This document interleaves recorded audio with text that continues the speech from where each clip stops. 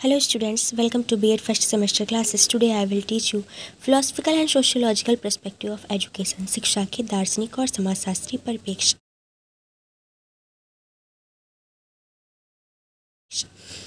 इसके पहले की क्लास में हमने शिक्षा की प्रकृति के बारे में पढ़ा था, जिसमें लगभग 7 पॉइंट्स थे। अब हम शिक्षा के प्रकार के बारे में अध्ययन करेंगे। शिक्षा निरंतर चलने वाली एक स्वदेशीय सामाजिक प्रक्रिया है। व्यवस्था, प्रशासन, साधन, शिक्षक, शिक्षार्थियों के संबंध आदि की दृष्टि से शिक्षा के कई रूप व प्रकार गिनाए जा सकते हैं। जैसे पहला है औपचारिक शिक्षा, एक होती है अनौपचारिक शिक्षा और निरौपचारिक शिक्षा, प्रत्यक्ष एवं अप्रत्यक्ष शिक्षा। शिक्षा के प्रकार तो कई प्रकार से हैं, लेकिन जो मेन प्रकार हैं वो 3 हैं। एक औपचारिक शिक्षा, अनौपचारिक शिक्षा और निरौपचारिक शिक्षा। तो पहले आज हम औपचारिक शिक्षा के बारे में पढ़ेंगे। औपचारिक शिक्षा सामान्यतः यह शिक्षा विद्यालयों में दी जाती है। विद्यालय में दी जाने वाली शिक्षा ही औपचारिक शिक्षा के अंतर्गत आती है। विद्यालय के साथ साथ इसे हम चर्च या पुस्तकालय, संग्रहालय आदि में भी देने वाली शिक्षा को इसके अंतर्गत शामिल कर सकते हैं। इस शिक्षा की योजना पहले से ही बना ली जाती है और इसका लक्ष्य भी निश्चित कर लिया जाता है। इस शिक्षा को चेतन शिक्षा या नियमित शिक्षा भी कहा जाता है, औपचारिक शिक्षा को। अब देखते हैं हमारी नोट्स क्या कह रही है। औपचारिक शिक्षा से अभिप्राय शिक्षा के नियमित और विधिक रूप से है। इस शिक्षा के अंतर्गत शिक्षक, शिक्षार्थी, पाठ्यक्रम के परस्पर संबंध सुपरिभाषित होते हैं। शिक्षक से जुड़ा हुआ प्रत्येक पहलू सुनिश्चित व निर्धारित होता है। इस शिक्षा के समाप्ति के उपरांत विद्यार्थियों को उचित प्रमाण पत्र देने की व्यवस्था भी की जाती है। जैसे विद्यालय में हम 10th पास होते हैं तो 10th की मार्कशीट मिलती है ना हमें, उसी तरह कह रहा है कि हमें उचित प्रमाण पत्र देने की व्यवस्था भी की जाती है। औपचारिक शिक्षा देने के साधन के रूप में विद्यालय, पुस्तकालय, संग्रहालय आदि के नाम गिनाए जा सकते हैं। मतलब विद्यालय में दी जाने वाली शिक्षा भी औपचारिक शिक्षा के अंतर्गत आ रही है। पुस्तकालय में लोग जाके जो पुस्तकीय अध्ययन करते हैं, थोड़ी देर बैठ के या पुस्तक ले आके घर पे, वो भी औपचारिक शिक्षा के अंतर्गत है। और बाकी संग्रहालय से जो कुछ हम सीखते हैं, जानते हैं, वो भी औपचारिक शिक्षा के अंतर्गत यहाँ आ रहा है। यह शिक्षा विद्यार्थियों को सामान्य जीविका कमाने, आचरण युक्त व्यवहार करने, व्यावसायिक मांगों के अनुरूप कौशल विकास करने में सहायक होती है। औपचारिक शिक्षा से विद्यार्थियों में अनुशासन, मूल्यों व चरित्र का विकास होता है।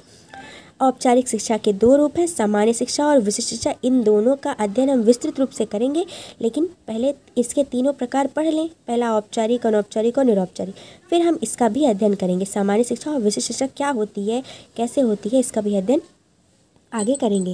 अब आती है अनौपचारिक शिक्षा। अनौपचारिक शिक्षा क्या है? इसका वो निर्धारित नहीं होता, मतलब ये कोई वो नहीं है कि हाँ लक्ष्य निर्धारित नहीं किया जाता है।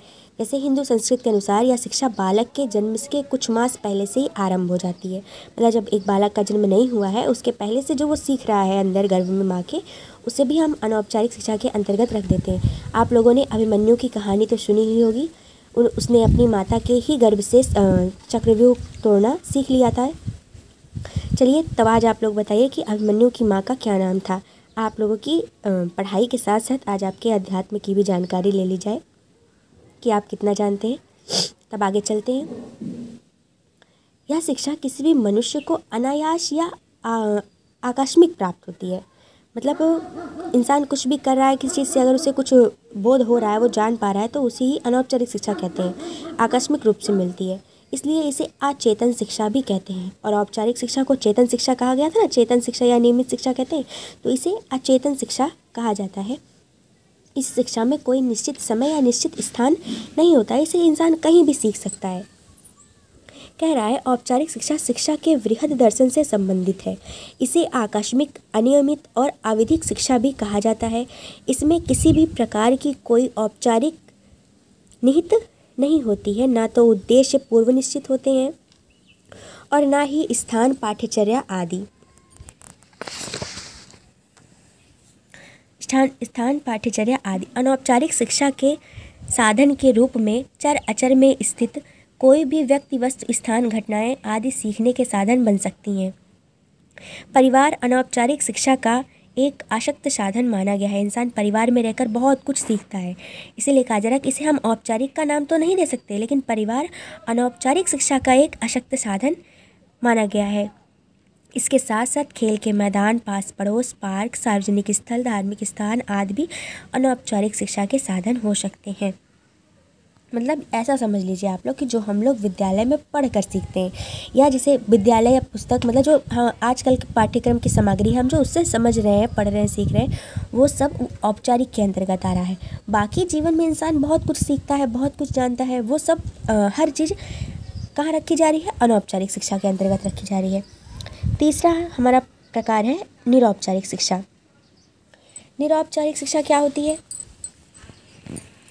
निरौपचारिक शिक्षा औपचारिक और अनौपचारिक के मिला जुला रूप है, दोनों का एक मिला जुला रूप है, जिसे गैर औपचारिक शिक्षा या औपचारिकेतर शिक्षा भी कहा जा सकता है। औपचारिकेतर शिक्षा माने औपचारिक शिक्षा से जो इतर हो, जब इतर वर्ड आ जाता है, ये संस्कृत का वर्ड है औपचारिकेतर, जो औपचारिक से इतर हो वो औपचारिकेतर निरौपचारिक हो गया के नाम से जाना जाता है।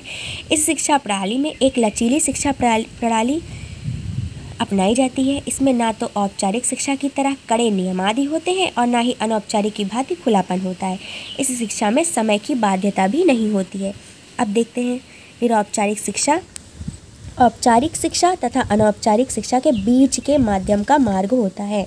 मतलब ये तो ना औपचारिक की भांति है और ना ही अनौपचारिक की भांति उतना खुलापन है इसमें, ना ही औपचारिक की भांति नियमादि है, लेकिन वही कह रहा है कि ये निरौपचारिक शिक्षा क्या है? औपचारिक और अनौपचारिक के शिक्षा के बीच के माध्यम मार्ग है।